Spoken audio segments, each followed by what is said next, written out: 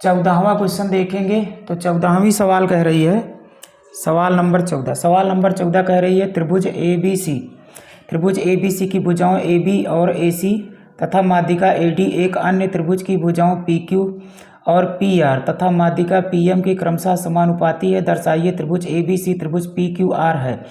तो बच्चों ये सवाल काफ़ी महत्वपूर्ण सवाल है और एक बढ़िया सवाल है, तो इसको बहुत ध्यान से देखेंगे, हम आराम से इस सवाल को समझाएंगे बच्चों आपको।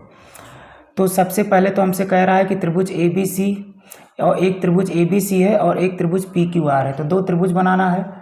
तो त्रिभुज ए बी सी बनाएंगे हम लोग, त्रिभुज ए बी सी,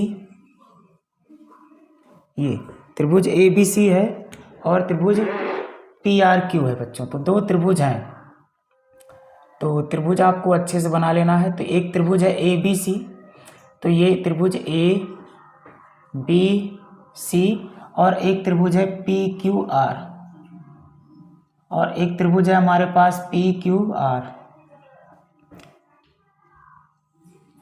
त्रिभुज पी क्यू आर। दो त्रिभुज है हमारे पास, एक त्रिभुज है ए बी सी और एक त्रिभुज है पी क्यू आर। हमसे कह रहा है इसमें त्रिभुज ए बी सी की भुजा बी सी त्रिभुज ए बी सी की भुजा ए बी और ए सी तथा माध्यिका ए डी। इसमें माध्यिका ए डी है बच्चों, इसकी माध्यिका ए डी है। माध्यिका ए डी का मतलब है बी डी बराबर हो जाएगा सी डी के। कोई भी माध्यिका किसी भी त्रिभुज को किसी भी भुजा को दो बराबर भागों में बांटती है।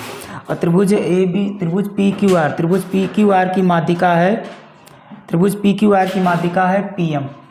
तो ये माध्यिका है पी एम है। अब हमसे इसमें हमसे कह रहा है कि त्रिभुज ए बी सी की भुजा ए बी ए सी और माध्यिका ए डी, त्रिभुज पी क्यू आर की भुजा पी क्यू पी आर और माध्यिका पी एम के समानुपाती है। तो दिया है इसमें बच्चों, दिया है, हमसे कह रहा है ए डी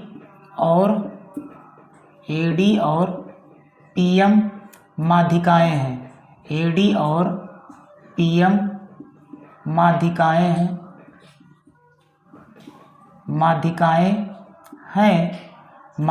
हैं त्रिभुज ए बी सी और त्रिभुज पी क्यू आर की, ये माध्यिकाएँ हैं। अगर ए डी और पी एम माध्यिका है तो बच्चों ये बराबर हो जाएगा बी डी बराबर सी डी और क्यू एम बराबर हो जाएगा आर एम, इतना हो जाएगा। और हमें इस सवाल में दिया है, हमसे कह रहा है त्रिभुज ए बी सी की ए बी ए सी और माध्यिका ए डी त्रिभुज पी क्यू आर की भुजा पी क्यू पी आर और माध्यिका पी एम के समानुपाती है। तो इसमें हमें और दिया है ए बी, यानी ए बी बटा पी क्यू बराबर ए सी बटा पी आर बराबर ए डी बटा पी एम।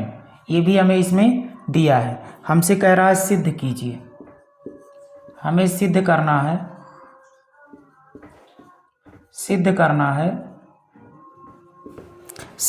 है हमें इसमें त्रिभुज ए बी सी समरूप है त्रिभुज पी क्यू आर के। तो त्रिभुज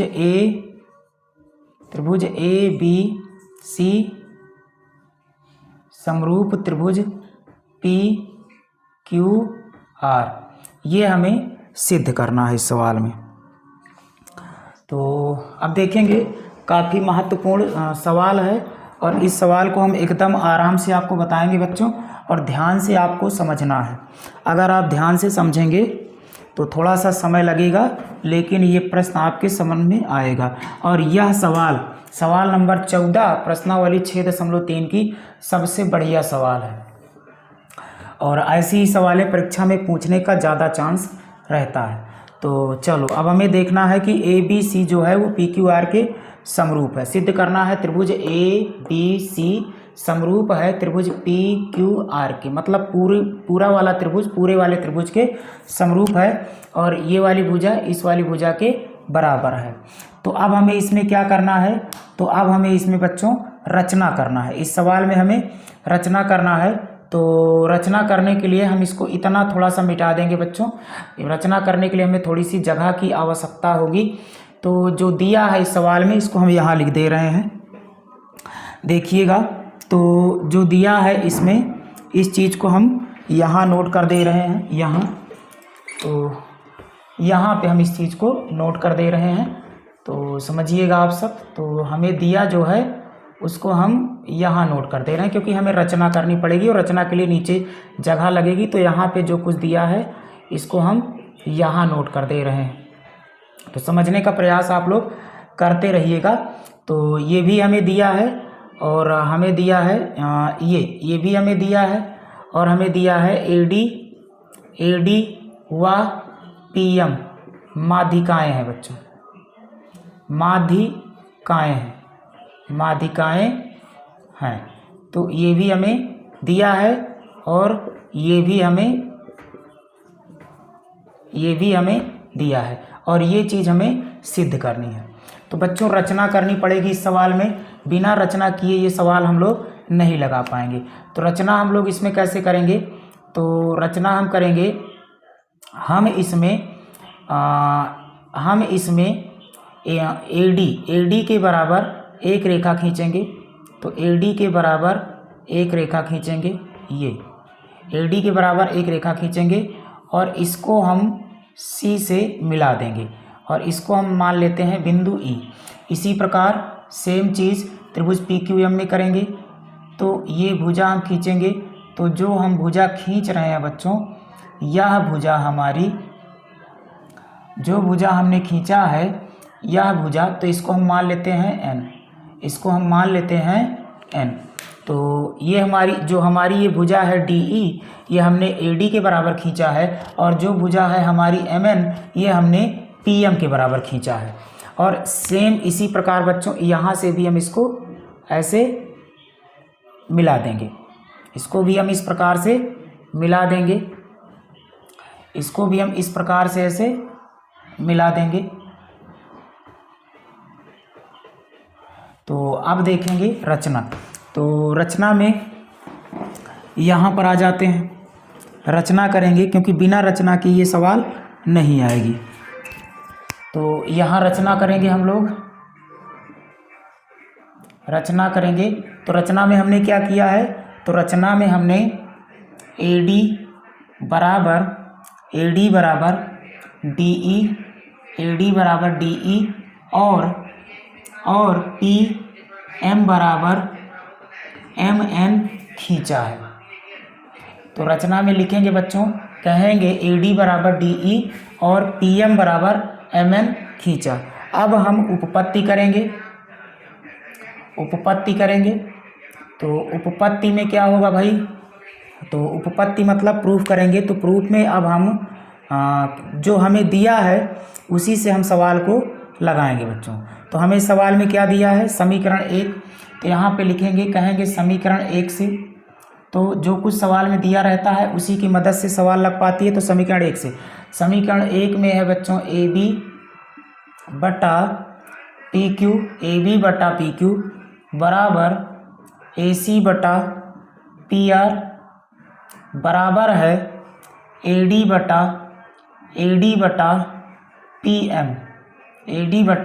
PM।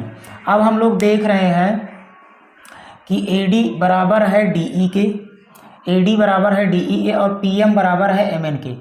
तो अगर बच्चों हम AD में अगर हम AD जोड़ दें या फिर AD में अगर हम AD जोड़ दें और PM में यदि हम PM जोड़ दें तो कोई फर्क नहीं पड़ेगा। तो देखते हैं यहाँ, तो AB बटा PQ बराबर AC बटा PR बराबर AD प्लस AD बटे PM प्लस PM। तो इसमें कोई फर्क नहीं पड़ेगा, AD मिलेगा 2 AD होगा, PM मिलेगा 2 PM होगा और 2 से 2 कट जाएगा तो AD बटा PM ही लिखा रहेगा। लेकिन हम एक AD को लिख सकते हैं DE और एक PM को लिख सकते हैं MN, तो लिख देंगे। तो ये हो जाएगा AB बटा PQ बराबर AC बटा PR बराबर AD को हमने AD लिखा प्लस एक AD के जगह पर हम DE लिख सकते हैं, तो DE बटा PM को हमने PM लिखा और एक PM की जगह हम लिख सकते हैं MN। तो इतना हो गया।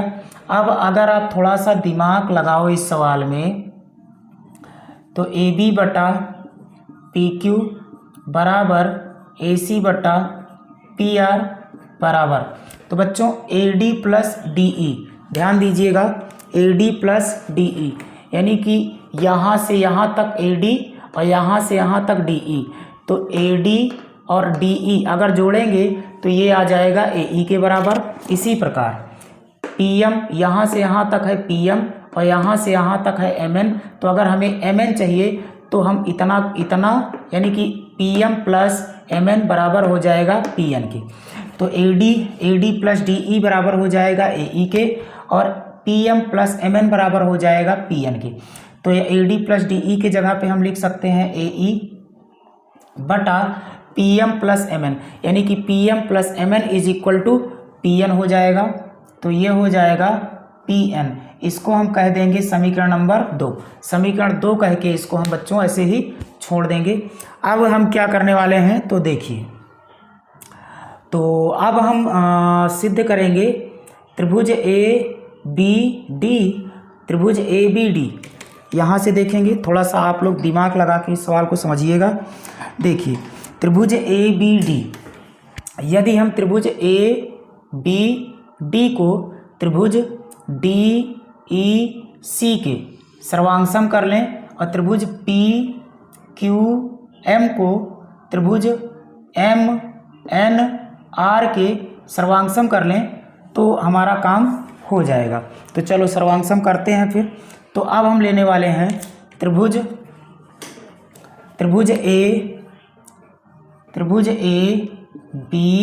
ABD और त्रिभुज EDC, तो EDC में, तो इसको सर्वांगसम करेंगे बच्चों। तो ये हमारा हो जा अब देखेंगे तो त्रिभुज ADE सर्वांगसम अगर हमें करना है त्रिभुज EDC के, तो हमें क्या करना पड़ेगा, तो यहाँ से देखेंगे त्रिभुज ADE सर्वांगसम करना है EDC के, तो बच्चों ये वाला कोण ABD का ये वाला कोण EDC के इस वाले कोण के बराबर हो जाएगा शीर्षाभिमुख कोण के नियम से। और त्रिभुज ABD की बच्चों BD भुजा त्रिभुज EDC की CD भुजा के बराबर हो जाएगी और त्रिभुज ABD की AD भुजा त्रिभुज EDC की DE भुजा के बराबर हो जाएगी रचना से। तो कोण, तो ये हमारा हो जाएगा बच्चों भुजा कोण भुजा, भुजा कोण भुजा से ये वाला त्रिभुज इस वाले त्रिभुज के सर्वांगसम हो जाएगा। तो देखेंगे अब यहाँ, तो उम्मीद करते हैं आपको ये समझ में आया होगा। तो यहाँ कहेंगे कोण ADB बराबर है कोण EDC के। कारण होगा बच्चों शीर्षाभिमुख कोण, कारण होगा शीर्षाभिमुख कोण से, शीर्षाभिमुख कोण से ये हो जाएगा। और AD बराबर हो जाएगा ED के, AD बराबर हो जाएगा ED के कहाँ से, तो रचना से, तो इसका रीजन हो जाएगा रचना से, ये हो जाएगा। और BD बराबर हो जाएगा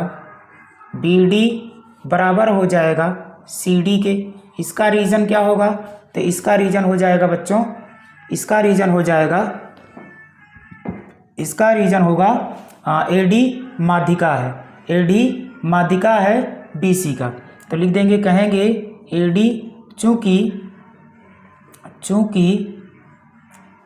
चूंकि यहाँ लिखेंगे बच्चों, कहेंगे चूंकि AD माध्यिका है, चूंकि AD माध्यिका है BC की, इसलिए ऐसा हुआ है। तो बच्चों साइड एंगल साइड से त्रिभुज ABD सर्वांगसम हो जाएगा त्रिभुज EDC के। तो यहाँ पे लिखेंगे, कहेंगे त्रिभुज ABD सर्वांगसम होगा त्रिभुज EDC के। किस नियम से होगा? तो ये हमारा हो जाएगा EDC के किस नियम से? तो SAS सर्वांगसमता के नियम से ये हो जाएगा। और अगर हम जानते हैं बच्चों कि अगर हमारे दो त्रिभुज सर्वांगसम होते हैं, अगर हमारे दो त्रिभुज सर्वांगसम होते हैं तो उनकी संगत भुजाएं समान हो जाती हैं CPCT के नियम से। तो अगर त्रिभुज ABD सर्वांगसम है त्रिभुज EDC के, तो बच्चों त्रिभुज ABD की AB भुजा बराबर हो जाएगी त्रिभुज EDC के ED भुजा के किस नियम से हो जाएगी? तो CPCT के नियम से। यहाँ रीजन दे देंगे, कहेंगे CPCT के नियम से इतना हो जाएगा, CPCT के नियम से इतना हो जाएगा। तो इतना आप उतार लीजिए। इसके बाद इसको हम मिटा करके तो सवाल को फिर से बच्चों लगाएंगे। तो चल, और इसी प्रकार तो बच्चों ये हमारा बराबर हो गया है AB बराबर EC हो गया है CPCT के नियम से, ये हो गया है। तो अब इसी प्रकार क्या हो जाएगा? इसी प्रकार हम इसमें भी इसी प्रकार से कर सकते हैं। तो इसी प्रकार इसमें भी करेंगे, लिखेंगे, कहेंगे इसी प्रकार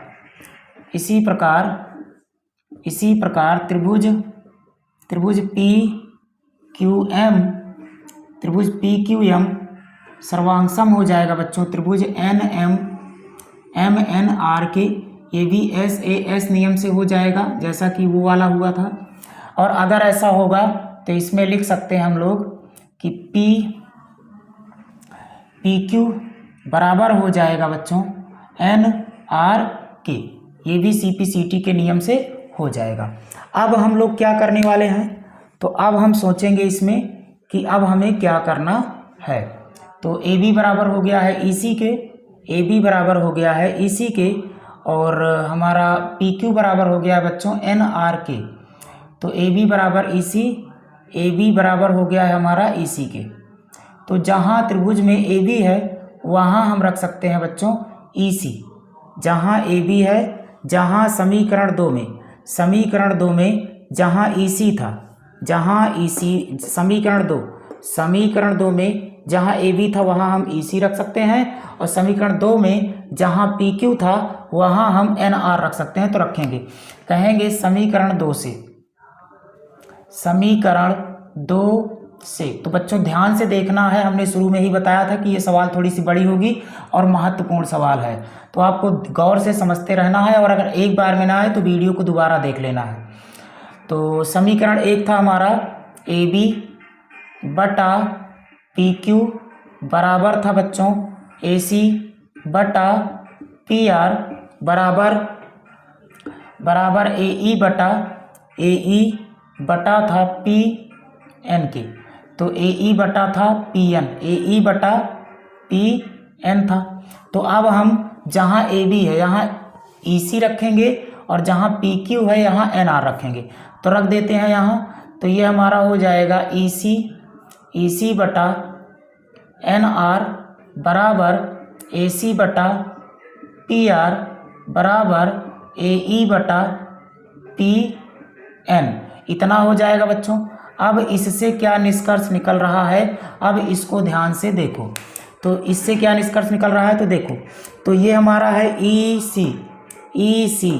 सी बटा है बच्चों एन आर के, ई सी बटा एन आर ए सी बटा पी आर और ए ई बटा पी एन, यानी कि त्रिभुज ए ई सी समरूप हो जाएगा बच्चों त्रिभुज पी एन आर के, त्रिभुज पी एन आर के। तो यहाँ लिख सकते हैं, कहेंगे अतः त्रिभुज पी ई सी समरूप होगा त्रिभुज पी एन आर के। किस नियम से, तो साइड सर्वांग समरूपता के नियम से। ये वाला त्रिभुज इस वाले त्रिभुज के समरूप हो जाएगा, ये वाला त्रिभुज इस वाले त्रिभुज के बच्चों समरूप हो जाएगा, यानी कि ए ई सी समरूप होगा पी एन आर के। और अगर त्रिभुज ए ई सी समरूप है त्रिभुज पी एन आर के, तो बच्चों ये वाला कोण बराबर हो जाएगा इस वाले कोण के। मान लेते हैं ये कोण 1 है और ये कोण 2 है, ये वाला कोण हमारा बच्चों 3 है और ये वाला कोण हमारा 4 है। तो कोण 1 बराबर हो जाएगा कोण 2 के। तो यहाँ से कहेंगे चूंकि ऐसा है इसलिए कोण 1 बराबर हो जाएगा कोण 2 के। किस नियम से होगा, तो समान त्रिभुजों के समरूप त्रिभुजों के संगत कोण समान होते हैं। तो यहाँ पे लिख देंगे, कहेंगे समरूप त्रिभुजों के संगत कोण, समरूप त्रिभुजों के संगत कोण समान होते हैं, समरूप त्रिभुजों के संगत कोण समान होते हैं। तो समरूप त्रिभुजों के संगत कोण समान होते हैं, उस नियम से ये हो जाएगा हमारा। और इसी प्रकार बच्चों अगर आप थोड़ा सा दिमाग लगाएंगे, इसी प्रकार हमारा जैसे त्रिभुज पी ई सी समरूप हुआ है त्रिभुज पी एन आर के, ठीक इसी प्रकार बच्चों हमारा त्रिभुज ए ई बी समरूप हो जाएगा त्रिभुज पी एन क्यू के। सेम इसी प्रकार जो हमने ऊपर किया है। तो बच्चों सारी चीज़ हम ऊपर वाली नहीं करना चाहते दोबारा, तो इसी चूंकि सेम चीज़ें हैं तो इसी प्रकार लिख के हम लिख सकते हैं। तो कहेंगे इसी प्रकार त्रिभुज ए ई बी समरूप होगा त्रिभुज पी एन क्यू के। किस नियम से भाई, तो वही हमारा साइड सर्वांग समता के नियम से हो जाएगा। और अगर ऐसा है तो कोण 3 बराबर हो जाएगा कोण 4 के, कोण 3 बराबर हो जाएगा कोण 4 के। और यहाँ पे रीजन यही वाला होगा, तो बच्चों रीजन क्या होगा, सेम रीजन होगा ये। तो अब हमें क्या चाहिए, हमें सिद्ध करना है त्रिभुज ए बी सी समरूप है त्रिभुज पी क्यू आर के। तो हम देख रहे हैं कि ये वाला कोण इस वाले कोण के बराबर है, ये वाला कोण इस वाले कोण के बराबर है। तो मतलब बच्चों इस पूरे कोण का जोड़ इस पूरे कोण के जोड़ के बराबर हो जाएगा। तो अगर ये वाला कोण इस वाले कोण के बराबर हो जाएगा तो ये वाली भुजा इस वाली भुजा का अनुपात बराबर है इस वाली भुजा के अनुपात के। और अगर बीच का कोण बराबर हो जाएगा तो त्रिभुज ए बी सी त्रिभुज पी क्यू आर के समरूप हो जाएगा यस ए यस नियम से। तो यहाँ पे हम देख रहे हैं, तो जोड़ देंगे बच्चों। तो ये हमारा, हाँ इसको हम मान लेते हैं समीकरण, इसको हम मान लेते हैं समीकरण 3 और इसको हम मान लेते हैं बच्चों समीकरण 4। तो समीकरण 3 व 4 को जोड़ने पर तो यहाँ लिखेंगे, कहेंगे समीकरण 3 प्लस समीकरण 4, समीकरण 3 प्लस समीकरण 4 करने पर। तो समीकरण 3 और समीकरण 4 को जोड़ेंगे तो LHS में जुड़ेगा और RHS में जुड़ेगा, यानी कोण 1 प्लस कोण 2, कोण 1 प्लस कोण 3 बराबर हो जाएगा कोण 2 प्लस कोण 4 के। तो बच्चों इतना, तो ये हमारा कोण 3 प्लस कोण 1 प्लस कोण 3 मिल करके हो जाएगा कोण A बराबर कोण 2 प्लस कोण 4 मिल करके ये पूरा कोण हो जाएगा P। तो कोण A बराबर हो जाएगा कोण P के, कोण A बराबर हो जाएगा कोण P के, कोण A बराबर कोण P हो जाएगा। तो कोण A बराबर कोण P, तो इसको हम मान लेते हैं बच्चों समीकरण नंबर 5। तो इतना आप उतार लीजिए हम साइड हो जाते हैं, इतना आप उतार लीजिए। इसके आगे इसको हम मिटा करके करेंगे बच्चों। तो देख लीजिए इतना। तो अब आगे देखेंगे बच्चों, तो सवाल सिद्ध ही होने वाली है आपकी। तो हमें दिया था ए बी बटा समीकरण 1 में, समीकरण 1, तो समीकरण 1 में हमें दिया था बच्चों ए बी बटा